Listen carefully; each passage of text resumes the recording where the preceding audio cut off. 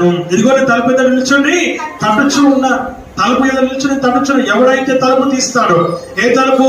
హృదయం తలుపు తీస్తాడో, నేను వారిలో కలిసి భోజనము చేస్తాము అనగా నేను వారిలో సహవాసము కలిగి నేను వారిలో ప్రేమ దేపిన సమయాన్ని గడుపుతామని వాక్యం ద్వారా మనం చూస్తున్నాం.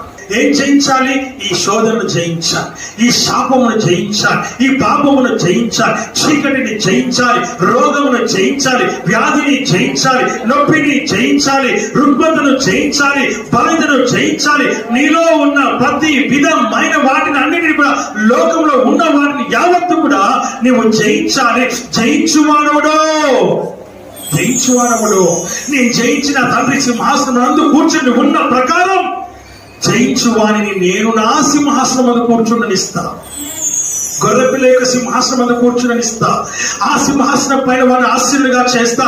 నా పైన నేను వాడిని కూర్చొని పెట్టుకుంటా. అంటే నా ఒడిలో నేను కూర్చొని పెట్టుకుంటాను. దేవుని వాక్యం ద్వారా గమనిస్తూ ఉంటున్నాము.